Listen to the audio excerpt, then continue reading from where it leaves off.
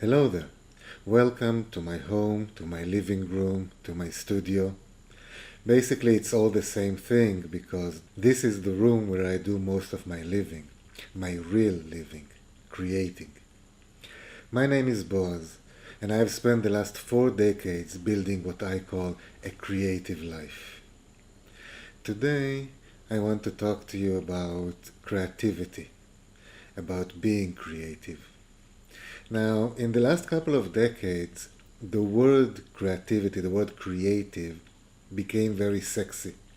It is very cool to be creative. As a creative, I don't really mind because I can testify that indeed I am sexy and very cool. But the minute that the word becomes trendy, it also starts to lose its value, to lose its meaning. We were led to believe that everybody can be creative, everybody should be creative, that we are all naturally creative and the horrible mean world is just stopping us from reaching our creative potential. We were taught that as children we are in the maximum creativity that we will ever reach, that innocence of youth, that stupidity of not knowing that if you push that fork into that electric socket, the sparks are really cool, but it's not a good idea. We were taught in the last couple of decades that creativity is a kind of value that everyone should have. Now, I think that on some level it might be true. I definitely think that every person can use a little bit of creativity in their life. It is something that is not only beneficial and helps you, but it is something that is entertaining, that is fun, that is keeping you busy other than watching Netflix or playing with your phone. I do believe that everyone will benefit from having creativity. But this whole concept that anyone can be creative and everyone should be creative, personally, I think it's bullshit. Now, I'm not a genius, I'm not very smart, but I look at things as they are. Should the electrician that is fixing the power lines in my house be creative? Hell no. I want him to go by every procedure, by every professional, legal, municipal, any kind of code that is there to keep me safe. I have seen a lot of electricians that are creative. It usually doesn't end very well. Do I want the dentist that treats my teeth to be creative? Not really. Do I want my accountant to be creative? Well, that usually ends up in jail term. Do I want my hairdresser who cuts my hair to be creative? I mean, it will be nice if maybe... The whole theory just doesn't hold water. Creativity is something that anyone can have or learn or practice. But should we? The fact that we can do something doesn't automatically mean that we should do it. And again, I am not against creativity. I am not even one of these purists who say, no, I am a creative, therefore I know what creativity is. And I am the only one who will say who is creative, who is not. The plebs, oh, the simpletons, we, the real creative, no. That's not really me. I am much more of a populist, much more of a people person. Well, people in general. When they come one by one, I don't like them that much. But as a group, humanity, I'm in favor. And I'm in favor of them having creativity as a tool, as something to use, as something to enjoy, as something to benefit from.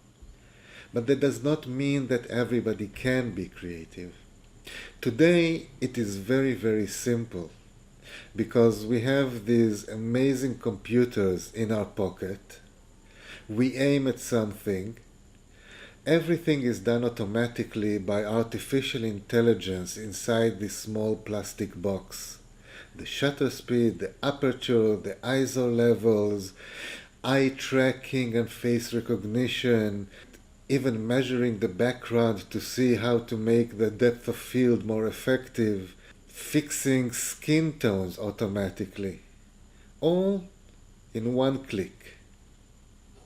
And we take this picture or this video, and we are so creative. And then we press another button, and it becomes a Renaissance oil painting. We have so many filters that do so many things, and we are so creative because we did that. We pushed that button. We're amazing. There is also the aspect of creative signaling. It's like virtue signaling, but to show that I am creative.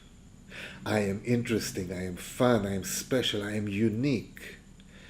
Usually that sums up in going and buying some strange clothes, weird shoes, putting some earrings in places that earrings should not be in. Now, I am sorry to tell you that, but if you shave half your head and dye what is left blue, you are not being creative. You are just wearing the uniform of the tribe that you have chosen. I'm all for it. I like tribes, I like uniform, blue hair is cool, but there is absolutely nothing creative about it. If you would have done it 50 years ago and would have been the first person to shave his head and dye the rest blue, that would have been creative.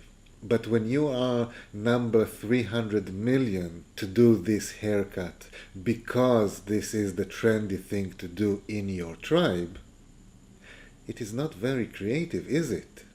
And it did all start from the me generation with all the new high-tech brainwashing by, what's the name of this company? The one that has the fruit as the logo? Mango? Banana? I don't remember. I obviously don't have any of their products because, I'm sane. I hear that the slogan of this company is Think Different. Now, I don't know how many hundreds of millions of phones are around, but I do know that if you have hundreds of millions of phones that were bought on the premise of Think Different, I'm not a genius, I'm not very smart, but that doesn't seem logical to me. You can't have hundreds of millions of people all thinking the same different. It just doesn't work. But the illusion is there. You should think different, like everybody else. You should be special, like everybody else. You should be unique, like everybody else. And you should be creative. Well, you can be creative. I think that the tools that we are being handed these days are amazing. Really, I am not anti-technology. I am not anti-progress. I admire the level of imagination, of engineering, of technology that it takes to make things that seemed impossible 10 years ago a tool that we use almost every day. I think that it is admirable, but I also think that it comes with a cost. And this cost, on a psychological level, is the illusion that we can all be creative. As a creative, as somebody who is full-time creative, I can tell you that there are a lot of benefits of being creative, obviously. Other than the fact that it's interesting, it's fun, it gives you a new kind of meaning, a new kind of purpose. But it is really not the most important thing for a normal person. I treat creativity like a disease. It's something that you have, something that you have to live with.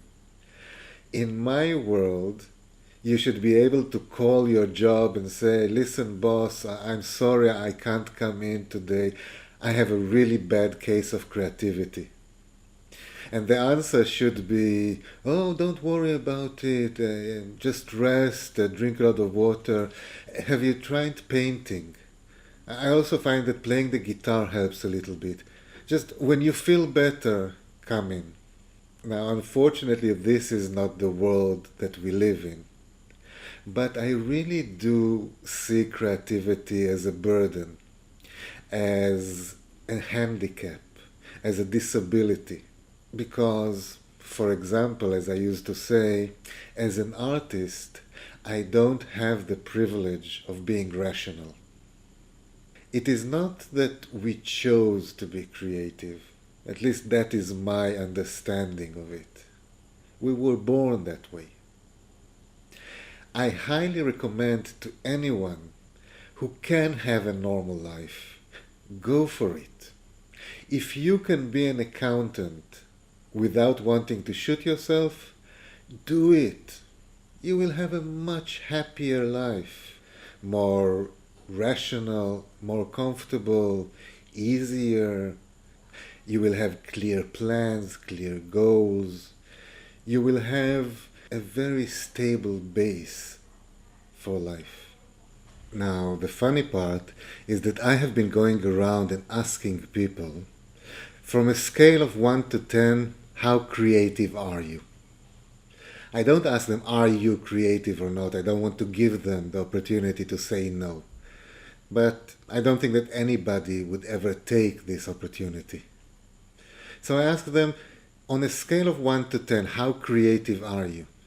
And the funny thing is that the real creative people, the people that are living a creative life, that are actually creating, that are professional writers, musicians, filmmakers, painters, they all give the same answer, 8.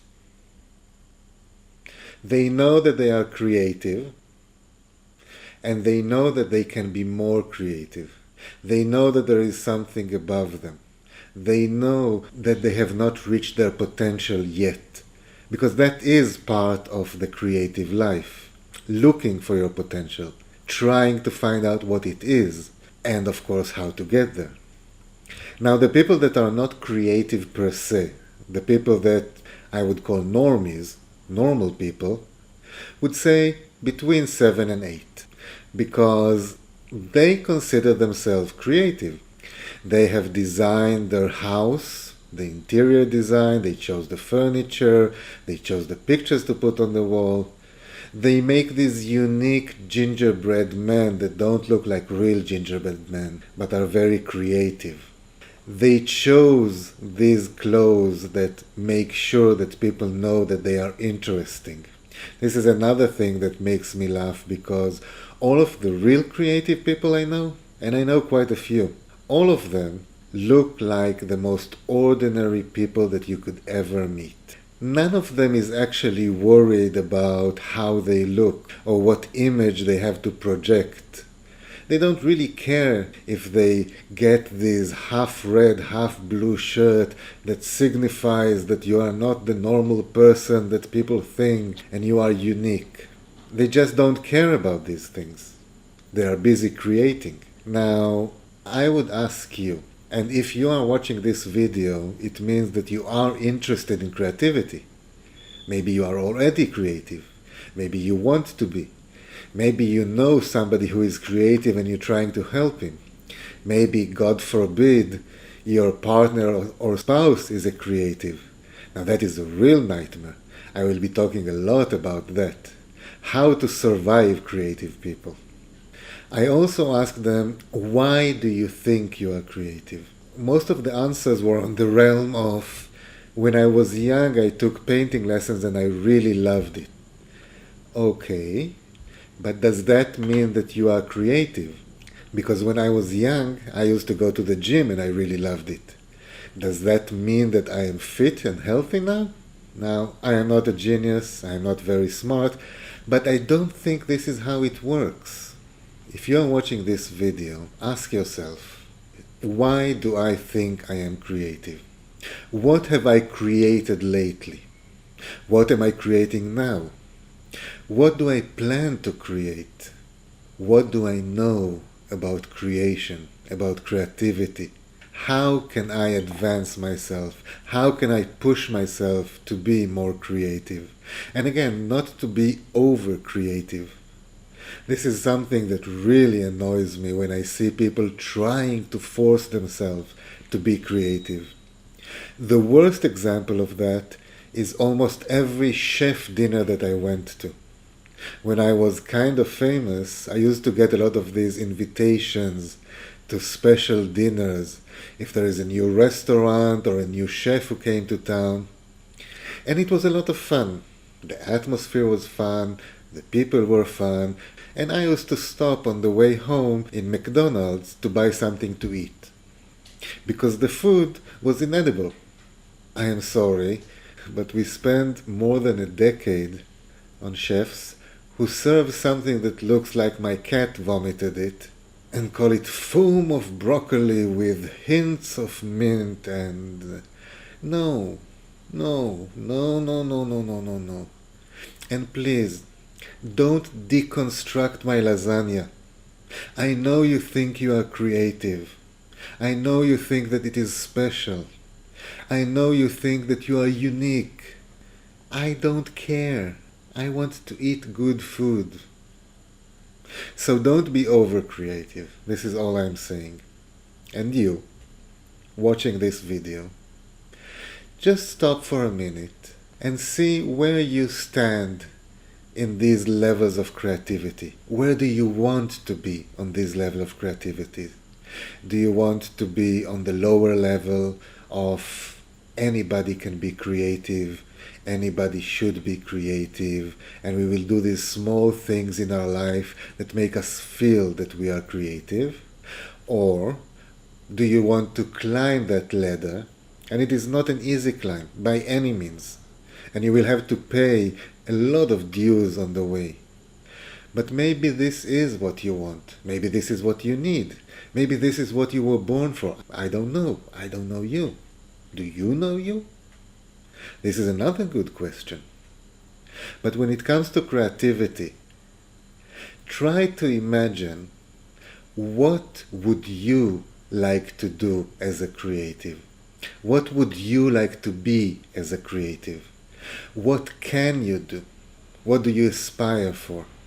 Now, the only thing that I know to be true in this world is that everything in this universe, and I do mean everything in this universe, is either a duck or not a duck. Think about it. Now, if you are anything like me, you are probably going through a rough patch now. It could be a rough decade, but the last couple of years were rough on everybody, and on us creative people, it was even worse. Where you can't collaborate, where you don't have the feedback of other people, when you can't communicate. Hard to even find the right energy to create, to want to create, to want to do anything. If you're anything like me, you're probably a little bit tired, a little bit run down, a little bit falling apart at the seams. But if you're anything like me, you understand that this is all part of the experience, this is all part of the game, this is all part of life. This is something that we can use. If it doesn't kill you, it makes you stronger. If it doesn't kill you, it might give you inspiration to do something creative, something unique, something that is yours. This is why I am asking you to think about your creativity. What does it mean to you? How do you practice it? Do you really want to practice it? Do you want to jump into this pool? I am asking you to consider your place in the universe, to consider your position in society, because a creative person has a responsibility in society. You are creating, you are the future. It doesn't matter on what level. The fact that you are creating means by definition that you are the future. Not the consumers, not the clients, not the worker bees and the drones. You are the one who will bring the changes. You are the one who is the change. And in order to do that, you have to first think about your own creativity. And again, the only advice that I can give you, the only real advice that I can give you, is just keep on keeping on. No matter what, just keep on keeping on. Hope to see you here next time. Until then,